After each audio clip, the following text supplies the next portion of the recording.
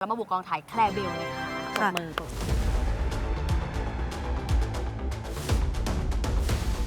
อยากรู้ว่าเราจริงๆแล้วแม่อยากมีลูกวะ ตอนแรกอยากมีเปิดค่ายไม่อยากมีพี่ก็อ่ะลูกเอา DM แม่ไปดูแล้ว DM แกมาดูจริงเหรอพี่ใหม่เขาบอกดิว่าเขาจะมีวันที่แบบประชุมองค์รวม แล้วก็จะคอมเมนต์ว่าแต่ละคนอะไรอย่างนี้ถ้าเรียกไปห้องเขียวคือมีปัญหาแล้วเราไม่รู้เข้าห้องเขียวไหมผมอ่ะเข้าทุกวันเลยหนูอยากรู้ว่าอันนี้มันคือแบบเราสร้างโลกสมมติขึ้นมาใช่ป่ะงบประมาณของซีรีส์เรื่องนี้เท่าไหร่เอาจริงก็ประมาณเกือบ30อ่ะ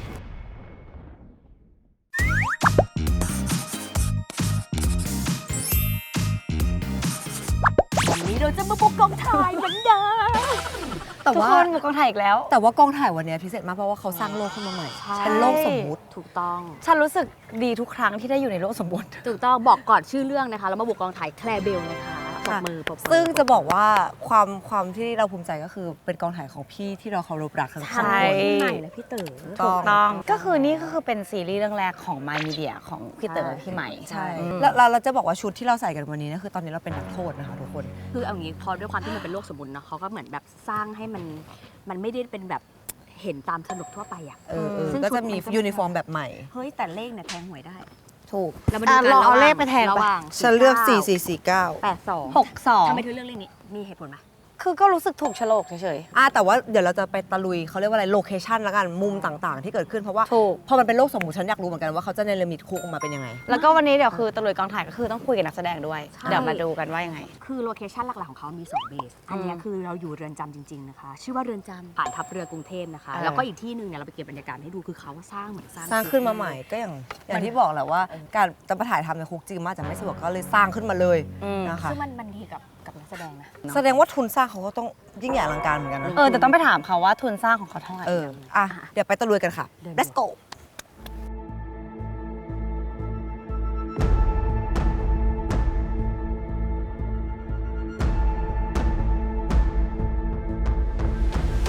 นี่พัสดีชื่ออะไรคะเนี่ยสวัสดีค่ะผมพัสดีเต๋อครับผมชื่อเต๋อเลยเหรอในเรื่องชื่อเต๋อปะในเรื่องชื่อเต๋อใช่ในเรื่องไม่ได้เป็นพัสดีด้วยซ้ำอ้าวไม่เป็นไรก็เป็นทนายในเรื่องทนายเต๋อไหมทนายเจตชื่อเจตแป๊บนึงนะคือสรุปแล้วอะในเรื่องพี่เต๋อเป็นพัสดีหรือเป็นทนายเป็นทนายที่ชื่อเจตใช่แต่ว่าในเมื่อ3คนนี้มาเป็นนักโทษผมมาเป็นทนายมันงงไงผมก็เลยต้องมาเป็นเฮ้ยแล้วนี่มากันได้ไงเนี่ยแป๊บนึงคุณพัสดีเราโดนจับเรื่องอะไรคะอย่างคุณนะคุณนี่ข้อหาหนักเลยเดี๋ยวค่อยตามเดี๋ยวค่อยทีหลังทีละคนอันนี้งั้นหนักสุดเอาไว้ที่หลังอันนี้คือเดินหกล้มแล้วตกทองคนตกอะไรนะตกทองแบบเดินหกล้มแล้วกระชากทองคือไม่ได้ตั้งใจด้วยเลยเอากลับมาแล้วงงคิดดูป่ะน่าสงสารแล้วปล่อยฉันไปสิถ้าอย่างเงี้ยน่าสงสารตกทองแต่ไม่ได้มันคือคุณขโมยไงคุณเอาของคนอื่นไปคุณก็ต้องดูแล้วคนนี้เป็นเจ้าของทองแต่เป็นทองเก๊เอาไปขายคนอันนี้ก็มันเลยต้องมาโดนกันคนนี้เหรอโหคนนี้หลายคดีว่ะเลือกกำลังเลือกในหัวคดีอะไรดีเอาที่โหดที่สุดที่เขาเคยทำค่าแท็กซี่ไม่ยอมจ่าย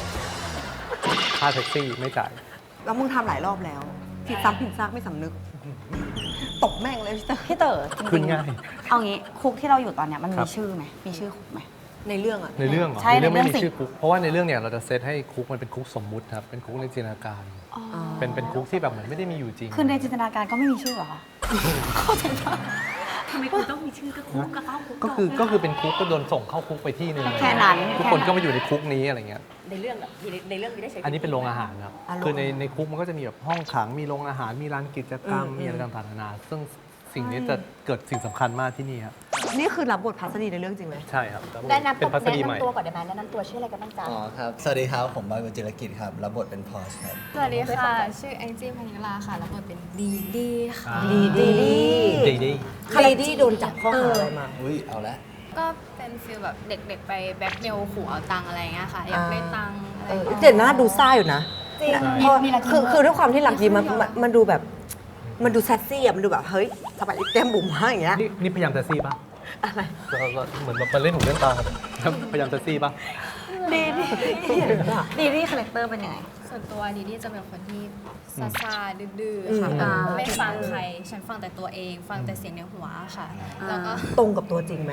พี่รู้สึกได้ว่าเราอะดื้อนะแสบนะ ดื้อไหมพี่เต๋อหรือว่าจริงๆเราไม่ คนนี้ดื้อน้อยนะใช่ดื้อน้อย ดื้อสุดใครดื้อสุด ดื้อสุดถ้าฝ่ายหญิงน่าจะอัตตานะ อัตตา อัตตา นี่ซ่าๆแล้วเราเป็นยังไงคะ เป็นเรียกว่าเข่งกับกฎครับแบบจะเป็นสตรีกเป็นคนสตรีก ไหนลองเข่งดิ ไหนเราลองเข้าคาแรคเตอร์หน่อย อาจจะได้สั่งคนนี้ สมมุติเราเป็นหัวหน้าเขา สมมติเราเป็นหัวหน้า นี่เขามาสายพัสดีต้องเข้างาน8 โมงนี่มา9 โมงครึ่ง ครับ โอ้โหชั่วโมงครึ่งเลยนะ ทำไมคุณถึงมาสายครับ อ๋อก็ผมบ้านอยู่สายใหม่มันผ่านสายหยุดมาแล้วมันจะสายครับ แล้วทำไมคุณไม่จัดเวลาดีๆครับ ผมจัดเวลานะครับ แต่ว่าผมตั้งใจว่าจะตื่น 10 โมงแต่ดันตื่นเร็วก็เลยมาสายครับ ตั้งใจว่าจะตื่น 10 โมง ผมกะ เฮ้ย ครับ เราต้องไม่ อ๋อต้องไม่งงแล้วคุณพูดแบบนี้ได้ไงครับ คือเรานัด 8 โมงนะครับ ผมรู้ว่านัด9 เอางี้นะว่าเบล ทำไม ไล่มันออกไล่มันออกเลย เฮ้ยทำไมไล่ออก พี่เต๋อกับพี่ใหม่ใครดูกว่ากัน น่าจะเอกฉัน ยัง ท์ ไง นะ ดีล่ะ ลองพูดพร้อมกัน 1 2 3 พี่ใหม่ ก็ชัดเจนเลย เดี๋ยวเราถามพี่กันละ เห็นด้วยไหม โอ้กับผมเขาก็ดุเหมือนกันบางจังหวะเวลาผมทำอะไรแบบไม่ดีเท่าไหร่ครับ แต่แสดงว่าคุณใจดี คนนี้เขาใจดีไหม ใจดี ใจดี คือจริงๆอะในการทำงานอะพี่กับน้องใหม่จะแบ่งพาร์ทกันชัดเจน คือพี่จะเป็นพาร์ทแบบเหมือนเราทำโปรดักชั่นเขียนบททำนู่นทำนี่ทำงานที่เด็กๆเล่น ส่วนพาร์ทน้องใหม่ก็จะเป็นพาร์ทที่ดูแลเด็กเลย ดูแลศิลปิน โอเค คือเวลาเด็กอะไรนอกลู่นอกทางเด็กอะไรเละๆเทะๆอะไรเงี้ย พี่ใหม่เขาก็จะแบบ เขาจะจัดการ พี่ใหม่เขาบอกดิว่าเขาจะมีวันที่แบบประชุมองค์รวม แล้วก็จะคอมเมนต์ว่าแต่ละ ห้อง ค เขี น ยว อะไรอย่างนี้ ห้องเขียวอ่ะทำไมถึงไม่ห้องเขียวอ่ะ คือที่บ้านน้องใหม่จะมีห้องหนึ่งที่จะเป็นทา สีเขียว ถ้าเรียกไปห้องเขียวคือมีปัญหาแล้ว แล้วเราเรียกว่าเข้าเขียวนะ ผมเหรอเข้าทุกวันเลย เข้าไปซัพพอร์ต เขาไปนั่งเล่นเฮเดย์เพราะห้องนั้นเงียบๆไปนั่งเล่นเกม คือเขามีคนบอกว่า เวลาเป็นแฟนกันทำงานคู่กันจะทะเลาะกันเราทะเลาะกันทำไม ตึงๆมากกว่าแต่ไม่เป็นบททะเลาะเพราะว่าจริง ๆ แล้วพอแบ่งกันชัดเจน พาชัดเจน Final Answer มันจะอยู่ที่แต่ละฝ่ายมันจะอยู่ที่คนคนนั้น โอเค เราก็แนะนำอะไรไปได้อะไรเงี้ยอย่างพี่อย่างเงี้ยพอดูแลน้องผู้หญิงมี5 คนผู้ชายมี 2 คน ผู้หญิงครับพี่ก็จะไม่ค่อยเข้าไปดูแลอยู่แล้วเพราะว่าพี่ไม่รู้จะไปดูแลอะไรก็จะส่วนใหญ่ก็ดูผู้ชายบ้างอะไรบ้างแต่ก็ไม่ได้ดูเยอะผู้ชายก็ไม่มีอะไรจุกจิกเยอะน้องใหม่ก็เลยจะแบบดูผู้หญิงเยอะอะไรเงี้ยแต่ละคนมีปัญหาแตกต่างกันโอ้ยนี่ไอ้นี่ติดเก๊กไงนี่เรื่องจริงจริงนี่ตอนเดินมากองอ่ะโอ้โหใส่แว่นดำเดินแอคเลย เสยผมด้ แด วย ดร้อน ต้องเสยผมด้วยนะ โอ้มีเสยผม ใช่ ติดเสยผมติดอะไร แต่มันแยนตาพี่ ติดเขาเป็นคนแบบมันจะมีมาดอะไรบางอย่าง มีมาด แต่ตัวตนเขาจริงๆน่ารักมีเสน่ เออ ห์ แต่นี่ก็ดู energy แบ เฮ้ บ ยนี่ ว่าสบายนะ น่ารักนะ เนี่ยเขาไม่เก๊กเลยนะ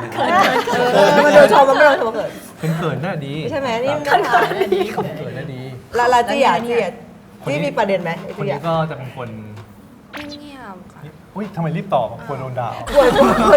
กูโดนจี้ จริงเหรอไม่รู้หนูรู้ตัวค่ะ ใช่เป็นคนแบบพูดน้อย อ๋อเหรอ ตอน ใช่ เข้ามาแรกๆไม่รู้ว่าเขาคิดอะไร แล้วตอนนี้เขาคิดอะไรพี่ ไม่รู้ ซึ่งอยาก ไม่ รู้ รู้ ว่า ว่ามีอะไรในหัวค่ะหนูก็จะแบบปกติหนูเป็นคนพูดมาก แต่ว่า เหรอ ใช่ จะพูดมากแค่กับบางคนถูกไหม แบบว่าถ้าแบบเริ่มแบบมีแบบความแบบสบายใจตรงนั้น ก็คือเขายังไม่สบายใจกับพี่นั่นแหละเอาต้องพูดตรงๆนะ ก็ฟีลแบบว่า บอง ถ้าหนูพูดตรงๆก็คือหนูเพิ่งเข้ามาใหม่ก็ยังจะปรับตัวไม่ค่อยได้อะไรเงี้ย แต่ก็เป็นปกตินะ คนนี้ใหม่มากๆเลย เพราะว่าเหมือนแบบพอรับเข้าค่ายเสร็จปุ๊บประมาณเดือนหนึงเองมั้งเดือนหนึงต้องเล่นเลยไม่ถึงเดือนอะต้องมาเล่น ต้องเล่นเลย โดยที่ไม่มีพื้นฐานการแสดงมาก่อนเลย ก็สั้น fresh เลย ก็ แต่สิ่ง fresh ดีนะจริงๆแล้วอะ แต่สิ่งหนึ่งที่พี่ชอบมากคือพัฒนาการเขาเร็วมากๆเลย ตั้งแต่วันที่แบบรับเข้ามาจนถึงแบบค่อยๆมันเห็นกับตาเลยเห็นชัดเลยว่าเก่งขึ้นดีขึ้นเริ่มเข้าใจบทมากขึ้นเริ่มอะไรมากขึ้นแล้วสักพักก็กลับไปแย่ลงที่พูดเล่นโดยรวมคือดีขึ้นตลอด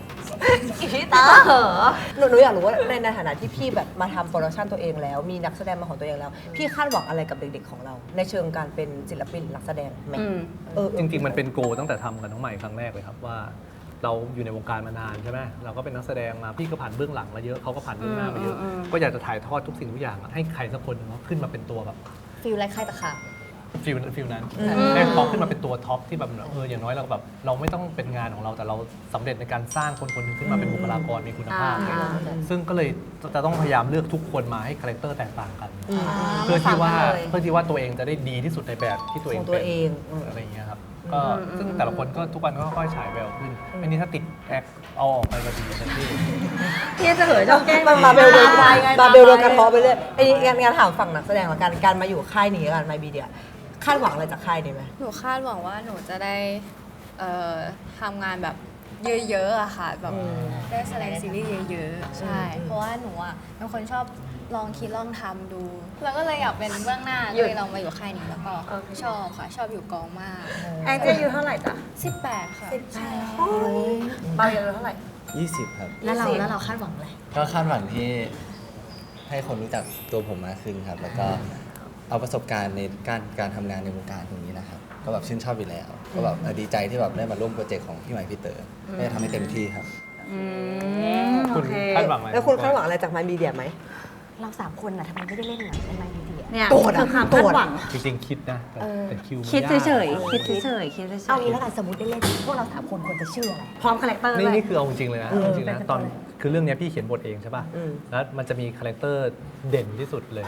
ในคุกอ่ะ กู มัน ขับ มี ละ ส่วนหนึ่งมาจาก3 คนนี้ อันนี้เรื่องจริง เหรอ คือมันเป็นแก๊ง คือเป็น ชื่อ ผสมกันเหรอ ในเรื่องมันคือแก๊งชื่อแก๊ง 3D อ๋อแกง 3D แก๊ง 3D มันจะเป็นพี่น้อง 3 คน อยู่ในคุก เฮ้ย อยู่ใน พี่ คุก น้อง แล้วจะมี power นี่คือหนึ่งในนั้น อ๋อ มันจะมีดาวเดือนแล้วก็ดีดีเป็นพี่น้อง3 คน ดาวเดือนดีดี เฮ้ยแล้วใครเป็นดาวใครเป็นเดือนเป็นดีดี ดาวดี เราน่าจะดีดี ดีดี เราดีดีจะเป็นฟีลแบบเหมือนแบบลูกคุณหนูทำอะไรแบบเอาแต่ใจเป็นแบบว่า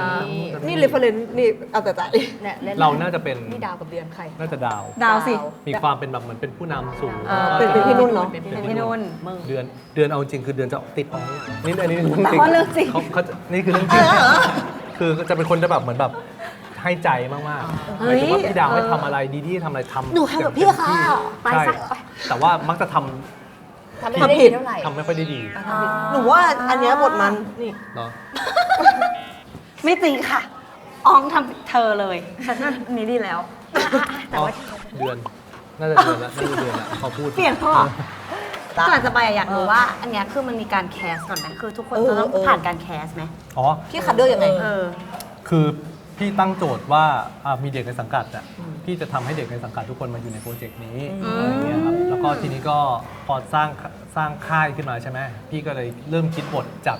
เด็กแต่ละคนว่าเขาเหมาะกับบทประมาณไหนแล้วก็เอาตัวละครทั้งหมดมารวมกันในเรื่องนี้ครับก็การแคสมีไหมเรียกว่าเป็นการแคสก็ได้คือมาปรับเรื่องการแสดงว่าให้เล่นเป็นในแบบที่เป็นตัวเองได้ดีที่สุดให้เข้ากับตัวละครอย่างเงี้ยจริงๆจะมีน้องอีกคนนึงด้วยชื่ออาหวง เอาหัว อาหวง ห่วง แต่อาหวงไม่ได้เล่นในเรื่องนี้เพราะว่าอาหวงเขาไปเล่นควีนดอม เขาก็เหมือนเขาไปอยู่ในโปรเจกต์ที่แบบ อีกอันหนึ่ง ที่ใหญ่มากๆของเขาอยู่แล้วอะไรเงี้ยก็เลยแบบ แยกไป แยกไป แต่ว่าที่เหลือก็อยู่ในนี้หมด โอเค มีคำถามสุดท้ายก่อนเราไปแบบสัมภาษณ์นักแสดงแล้วตะลุยโลเคชั่นรู้อยากรู้ว่าอันเนี้ยมันคือแบบเราสร้างโลกสมมติขึ้นมาใช่ป่ะ งบประมาณของซีรีส์เรื่องนี้เท่าไหร่ เอาจริงก็ประมาณเกือบ30หนักอยู่ เพราะว่าพี่กับน้องใหม่ต้องทำเองไงมันก็ออกไปเองทำไปเองแล้วก็คืออันเนี้ยสิ่งหนึ่งที่แบบรู้สึกภูมิใจในเรา2 คนมากที่ทำด้วยกันคือ มันเริ่มต้นจากศูนย์ด้วยกันจริงๆ แล้วก็ไปทำทุกอย่างเองเหมือนไปหาสปอนเซอร์ก็ไปเอง เขียนบทเองเป็นเอง ใช่ เป็นเองเป็นทุกอย่างเอง นี่ว่าเป็นโปรเจกต์ที่แบบว่ามันเป็นโปรเจกต์แรกของพี่เต๋อพี่ใหม่ที่ใหญ่มากๆจริงๆก็เลยรู้สึกว่าแบบว่าคือตอนที่รู้ว่ามันมีโปรเจกต์เนี้ยรู้สึกว่าน่าสนใจมากก็เลยนั่นแหละอยากให้ทุกคนติดตามนะคะแล้วเดี๋ยววันนี้เราจะพาไปติดตามรายละเอียดในกองถ่ายนี้อย่างละเอียดไปกันเลยค่ะ มีน้องใหม่เพิ่งเข้ามาเว้ย มัน ชื่อ สวยนักเว้ย เราจะเปิดตัวน้องกันเว้ย 1 2 3 เพื่ออะไรวะ ไม่แน่ใจเหมือนกันเฮ้ยแล้วมันไม่กลัว เพราะฉันรู้มาว่าคนเนี้ยเขาเป็นสายปกป้อง นี่ ถูกไหม protector ฉันบอกเลยว่าคนนี้แสบฉันเคยไปวันเกิดพี่ใหม่มา อุ้ยแล้วเขาได้ทำอะไร 1 ร้องเพลง 2 เริ่มแบบเดินงงๆมีบ้างสื่อว่าซ่าอยู่ แนะนำตัวกันหน่อยสองคนนี้ สวัสดีค่ะเมเบิลค่ะ รับบทเป็นแคลร์ในแคร์เบลค่ะ ค่ะ สวัสดีค่ะ แป้งจีค่ะ รับบทเป็นเบลค่ะ ก็บอกว่าคุณเป็นสายปกป้อง ถ้าสมมติว่าฉันบูลลี่คุณเบลคุณจะปกป้องถูกไหม นี่ ไอดีมกูส่งมึงดูแลนี่มึงบูลลี่เลยเขาแย่งข้าวมึงกิน เอาอย่าง ซึ่งเราไม่รู้เรานึกว่าว่างอยู่5 4 3 2แอคชั่น ไอ้เฮียทำไมมันกินข้าวกูวะ กูบอกแล้วใช่ไหมว่าห้ามกินข้าวกูอะ เราไม่รู้อะว่าอันนั้นเป็นข้าว ไม่รู้ได้ไงว่ามันอยู่จานกูอะมึงไม่รู้ได้ไง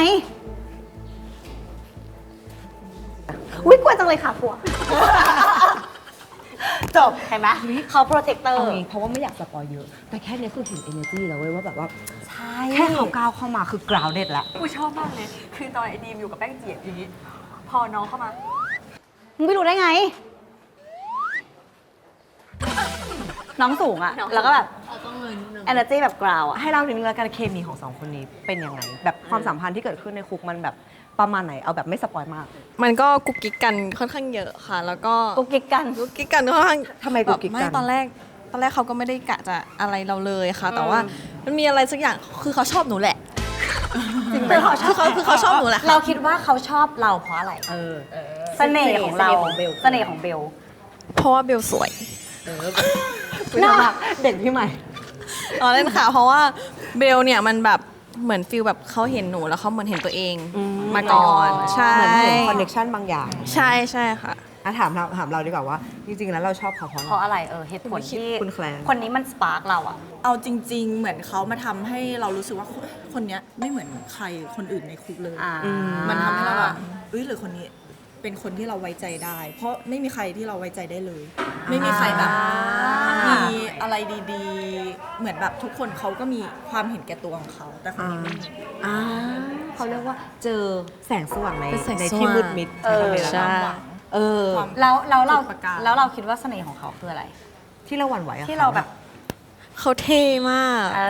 อย่างแรกก็คือแบบเขาสวย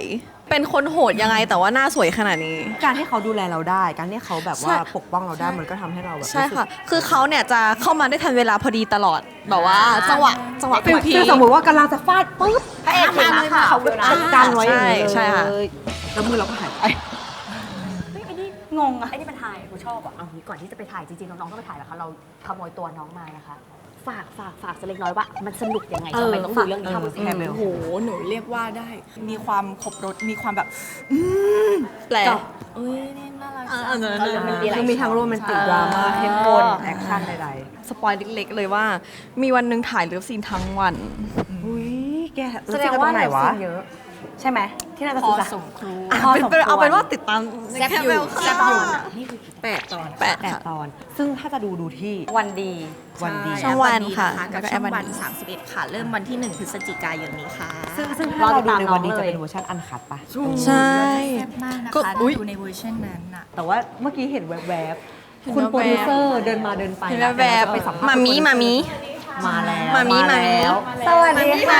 เข้มแบบหมอ มีสวัสดีค่ะ มามี อุ้ยใครอ่ะ อันนี้คืออะไรอ่ะ พวกคุณเหมือนนักโทษเหรอคะ จำหนูเลยค่ะแกเข้าใจปะถามจริงไม่ นี่คือเขาโดนข้อหาอะไร เขาเป็นนักโทษอ่ะเขาโดนข้อหาอะไร เอาหัวใจไปเอาหัวใจไป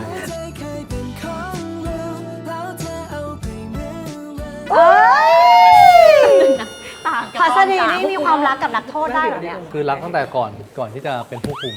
ตั้งแต่ก่อนที่เขาจะเป็นนักโทษ เอางี้เข้าเรื่องเลย จริงๆสัมภาษณ์น้องมาเขาบอกว่าชีพี่ดุ ใครพูด ไม่บอกเขา คือเขาอะพูดพร้อมกันเลยว่าเป็นพี่ใหม่ คือให้โหวตว่าเต๋อใหม่ใครดู ใครดุ กัน อ๋อ มันก็ต้องแน่นอนอยู่แล้ว เพราะในค่ายไม่มีใครดุเราก็ต้องสวมบท คือมันต้องมีแบล็คคอปกับกูดคอป ใช่มันก็เหมือน mothering ไงแม่ เข้าใจ mother is mothering แล้ว ก็ ใค เล ร ยต้อง ดื้ แบบ อที่สุดในบรรดาลูกของเรา ใครแสบ นี่ไงนี่ไงนี่ จริงป้ามีเพื่อนแสบ สุด เธอยังรับมุมนั้นอยู่ เธอพูดใคร บอก อะ อัตตา แต่อัตตาเขาจะดื้อเป็นแบบ เด็ก เหมือนเป็นวัยของเขาที่เขาจะ explore แล้วเขาจะแบบดื้อไปหมดเลยอย่างเงี้ยแต่ ๆ ว่า ชอบ ส่ว ไป น เล่นน้ำสกปรก ไม่ใช่ อ๋อ ไม่ใช่อันนั้น ฟิวโกได้เด็กเกิน อันนั้น โทษ ใช่แต่ว่าอันนี้จะดื้อแบบด้วยความที่เขาโตแล้วเขาก็จะด้านเหรอ มีความคิดของตัวเอง อุ้ย ดื้อด้านนิดนึง เนี่ย เห็นไหมเห็นแววละ แต่ว่าจะบอกว่าคนเนี้ยเขาต่อให้เขาจะดื้อยังไงผลสุดท้ายก็คือร้องไห้เยอะที่สุดในค่ายนะ เพราะอะไร เซนซิทีฟเป็นคนเซนซิทีฟ แม่ดุ จ้าเบิร์นแต่พูดอะไรจะฟังยากนิดนึงเพราะอายุเยอะแล้วไงเมเบิล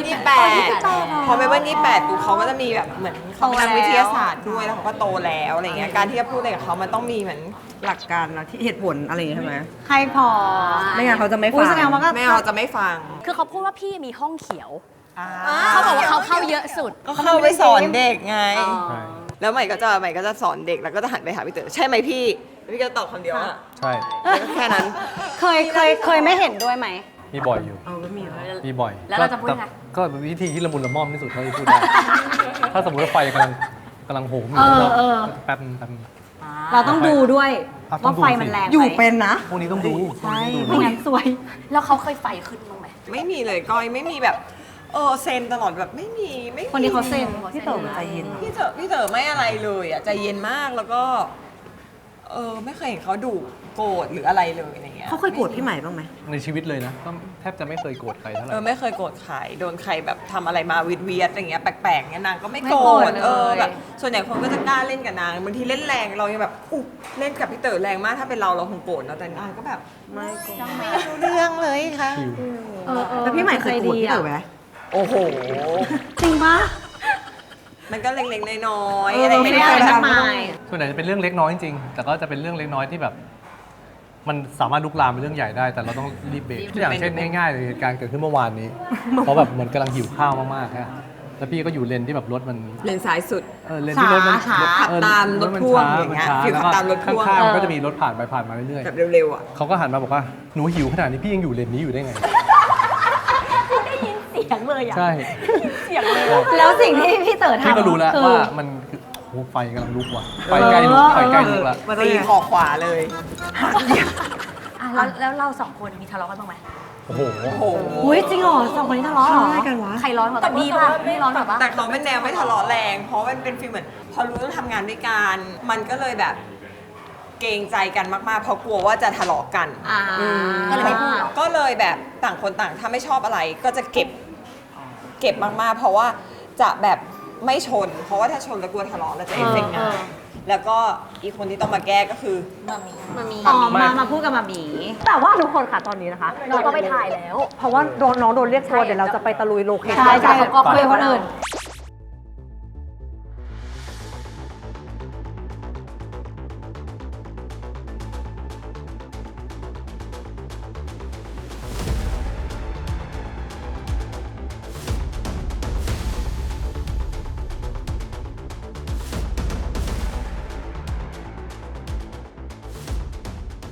เอาจริงก็เซตไปหมดเลยอ่ะ ใช่ คือตอนเนี้ยค่ะเขากำลังถ่ายโซนนู้นกันอยู่เราก็เลยแอบมาดูโลเคชั่นเขาเพราะว่าเขาเซตจริงจังนะคะทุกคนเซตเหมือนแบบสร้างรูปขึ้นมาเลย คืออันเนี้ยเป็นมีดที่เหมือนเขาก็ต้อง คล้องโซ่ไว้นะ คล้องโซ่ไว้เพราะไม่งั้น เอาไปได้ ใช่ไม่งั้นมันจะเป็นอาวุธไงคือเอาไว้ทำกับข้าวอย่างเดียว ฉันเห็นแบบคือเนี้ยมันเป็นคุกโลกสมมติเนาะแต่ถ้าอย่างคุกแบบวัยหนุ่มเนี่ย เออ ก็จะอีกฟิล ก็จะแบบ ฉันว่าอัน คือ นี้ จะไม่ใช่แบบนี้ มันก็จะมีแบบความไลท์ขึ้นมาหน่อยฉันว่า ฉันรู้สึกว่ามีความไลท์อยู่ เดี๋ยวเราไปถามนักแสดงท่านอื่นดีกว่า อุ๊ยบังเอิญมาเจอคนคุกคนนี้ เจอน้องรักของ เขาบอกว่าใครก็ตามที่ไม่ได้อยู่ในสังกัดใหม่เต๋อเราได้เล่นเรื่องเนี้ยแปลว่าเป็นตัวท็อปนะ จริง เรานี่มันท็อปเบอร์ไหนอะไรยังไงเล่าสิ ตัวท็อปในเรื่องดีหรือไม่ดีคะเนี่ย ในเรื่องนี้อยู่แล้วเธอเล่นเป็นตัวอะไร เล่นเป็นชื่อเก๋ตัวละครชื่อเก๋ใช่ เก๋ ใช่ชื่อเก๋ คาแรคเตอร์เก๋เป็นยังไง ก็จะเป็นคนแบบสนุก เธอมีจิ้นกับคนอื่นเขาไหม ไม่มีเลยอ่ะ ส่งพี่ส่งเพื่อนไปเนี่ยลองที่ไหนลองดิ ไม่ใส่ซ้ายนะคะ เธอจริงๆอ่ะ ต้องบอกว่าเรื่องเกิร์ลเลิฟอ่ะไอเบลอ่ะมันมายุคแรกเลย ใช่นี่คือยุคแรกนะคะฮอร์โมนนะคะ ใช่เพราะว่าเกิร์ลเลิฟของประเทศ ใช่นี่คือผู้นำกูใช้คำนี้แล้วกัน แต่ว่า ติดค่ะ น้องๆในกองนี่คือเกิดไม่ทันเลยนะฮอร์โมนแบบคืออะไรนะคะฮอร์โมนคืออะไร จริงเหรอ เกิดไม่ทันแล้ว มา10 ปีแล้ว แต่เราตำนานมึงต้องพูด นี่ ประ ก็ โยค ตำ นั้ นาน น ค่ะอะไรนะ เป็นเมียก็ยอมรับดีว่าเป็นเมียแล้วหลักหัวแม่กันแล้ววายมันยอมรับแล้วบอกว่าเป็นเมียเบียก็ยอมรับสิว่าเป็นเบียนี่ ไหนเรามาลองสักช็อตหนึ่งไหม ชอบมากเลยแคร์เบลมีฮอร์โมนด้วยเบียก็ยอมรับสิว่าเป็นเบีย กูไม่ใช่เบี้ยน ไม่เสียงสูงมากค่ะอีตัวละครนี้ไม่เล่าสิมา โอเค ตอนนี้เป็นยังไงบ้าง มากองนี้ก็สนุกหลังจากที่ไม่ได้ออกกองมาสักพักหนึ่งก็กองนี้มีแต่เด็กๆ แล้วก็ทีมงานก็เป็นทีมแบบคนรุ่นใหม่อ่ะไฟแรงอะไรอย่างเงี้ย นี่มันถึงเวลาที่ไอเบลมันพูดคำว่ามีแต่เด็กๆอ่ะคือไอเบลมันเด็กมากสำหรับกูอะแต่เบลมันเรียกว่าน้องๆเด็กอ่ะ แล้วทำงานกับพี่ใหม่ที่พอพี่เต๋อต้องเป็นแบบฝั่งแบบกำกับพี่ใหม่เป็นโปรดิวนี่มันต่างเลยไหม ส่วนใหญ่จะไม่ค่อยได้เจอพี่เต๋อพี่ใหม่ขนาดนั้นเหมือนเขาก็จะมาดูน้องๆเขาแบบสมมติว่าครึ่งเช้ามีน้องๆเยอะหน่อยเขาก็จะแบบว่ามาดูน้องๆอะไรอย่างเงี้ย แต่ว่าเอางี้ความสนุกในกองนี้สำหรับเบลคือ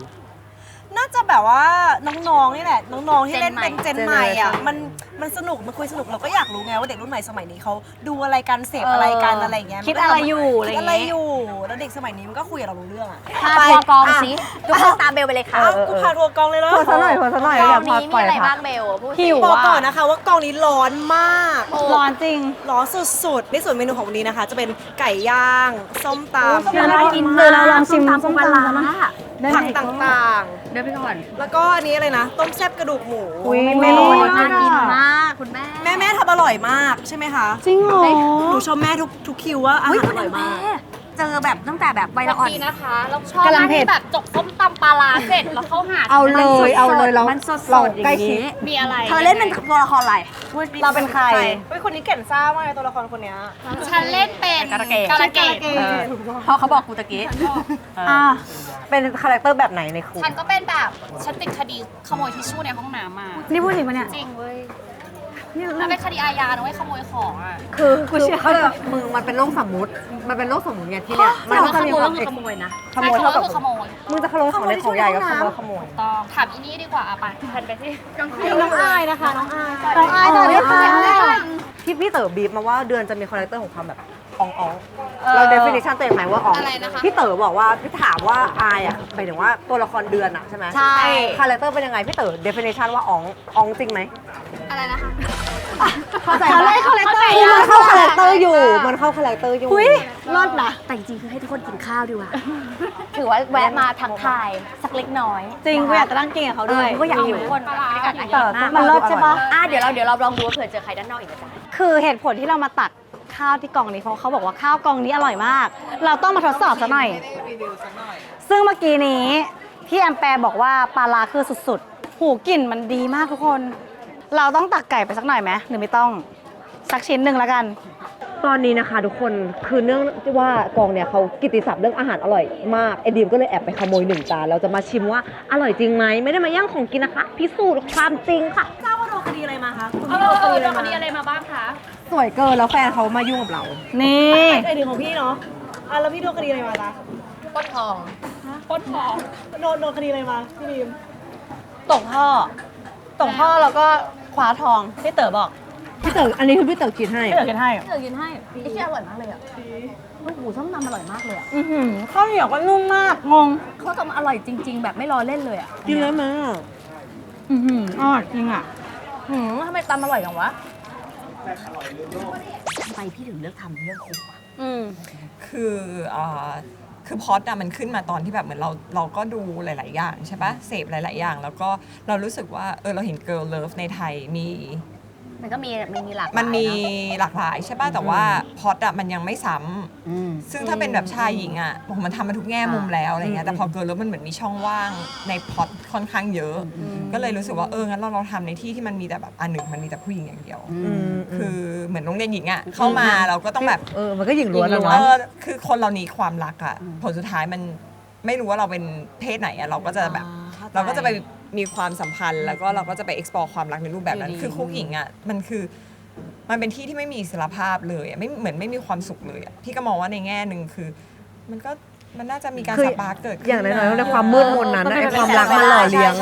ใช่แล้วพี่ก็เลยเอาสิ่งนี้ไปคุยกับพี่เต๋อว่าเรามีเด็กอยู่แล้วแล้วเราก็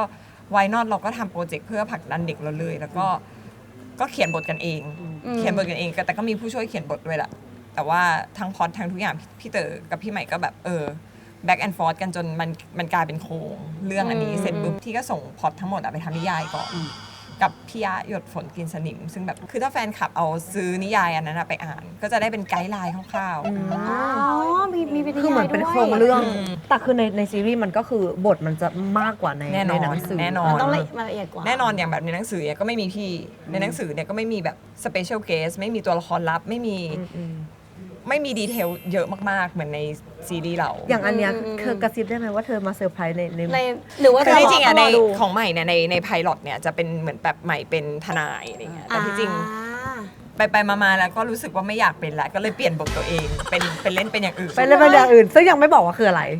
ยังไม่บอกเพราะว่าสำคัญมากเพราะมันอยู่กับเส้นเรื่องใหญ่แล้วอีกอย่างหนึ่งที่อยากจะทำคือเรารู้สึกว่าเรื่องเนี้ยต่อให้แบบคนที่ไม่ได้ชอบดูแบบหรืออินกับ Girl Love Boy Love มากๆก็มาดูได้เพราะว่ามันมีเส้นเรื่องที่พี่เอาแบบ